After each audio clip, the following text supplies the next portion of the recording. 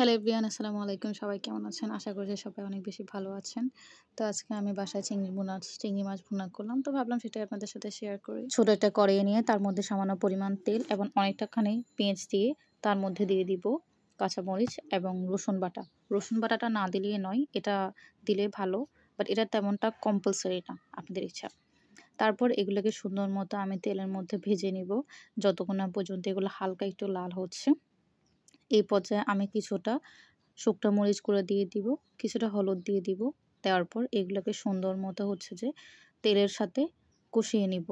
আর এখানে এখন আমি কোনো পানি ইউজ করি নাই, ওই জাস্ট তেলের মধ্যে হচ্ছে এগুলোকে আমি ভেজে নিচ্ছি।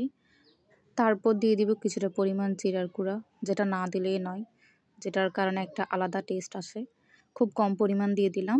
এরপর এক পর্যায়ে আমি এখানে কিছুটা পানি দিয়ে দিলাম। ফার্স্টে আমি তেল দিয়ে কষাইছিলাম, এরপর হচ্ছে তার মধ্যে সুন্দর মতো একটুখানি পানি দিয়ে পানির মধ্যে কষিয়ে নেব। এরপরে দিয়ে দিচ্ছি কিছুটা লবণ।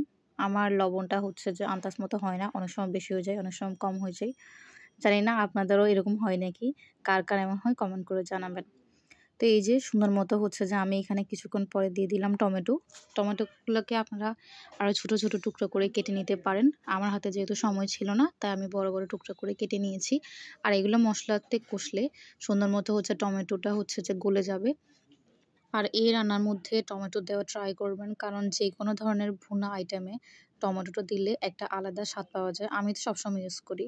তারপর হচ্ছে এই যে আমাদের চিংড়ি মাছগুলো, ওগুলো ধুয়ে নিলাম। আমার চিংড়ি মাছগুলো কিন্তু এতটা পরিমাণে ছোট না, কিছুটা পরিমাণ মিডিয়াম। আর এগুলোর খোসা কিন্তু আমি ছাড়াই নাই। খোসা ছাড়ালে আমার থেকে তেমন একটা ভালো লাগে না, খুব ছোট ছোট হয়ে যায়। তো যার কারণে হচ্ছে আমি খোসা রেখে হচ্ছে সুন্দর মতো এগুলোকে পরিষ্কার পানি দিয়ে ধুয়ে নিচ্ছি।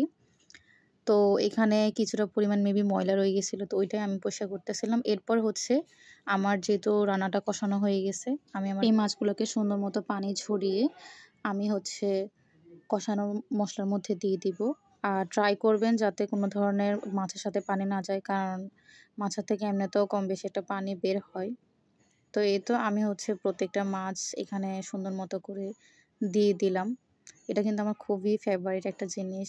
যদি এটা অ্যালার্জিযুক্ত খাবার, বাট আমার কেন যেন অনেক বেশি ভালো লাগে। তো এই তো আমি হচ্ছে মাছগুলোকে হচ্ছে সুন্দর মতো মশলার সাথে মিশিয়ে নিচ্ছি। আর একটা জিনিস হচ্ছে যে ফেসবুক প্ল্যাটফর্ম আমরা সবাই কাজ করছি। আমাদের সবারই হচ্ছে একে অন্যকে সাপোর্ট করতে হবে, ভালোবাসা দিয়ে পাশে থাকতে হবে। তো আশা করছি আমার ভিডিওটা যদি আপনাদের সবার ভালো লেগে থাকে, তাহলে অবশ্যই একটা কমেন্ট করতে ভুলবেন না। তো এই পর্যায়ে হচ্ছে রান্নাটা প্রায় কমপ্লিট, আর ঝোলটা অনেকটা হচ্ছে ঘন হয়ে গেছে। আপনারা চাইলে ঝোলটা আরও ঘন করতে পারেন। আর এই পর্যায়ে আমি কিছুটা ধনেপাতা দিয়ে দিছি। আর চিংড়ি মাছের যে ঝোলটা, এটা আমার খুবই পছন্দ, তাই আমি হচ্ছে কিছুটা পাতলা রাখছি। তো এই তো আজকে এই পর্যন্ত। সবাই ভালো থাকবেন, সুস্থ থাকবেন। অ্যান্ড আমার ভিডিওটা যদি ভালো লাগে একটা লাইক কমেন্ট করতে ভুলবেন না। আল্লাহ হাফেজ।